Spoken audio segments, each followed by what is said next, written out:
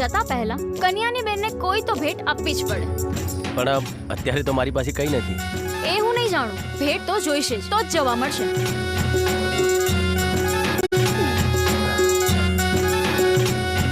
લો. એમ નહીં, હું મારી જાતે તમને પહેરાવીશ. અરે એ આંગળીમાં નહીં, એ આંગળીમાં મજ.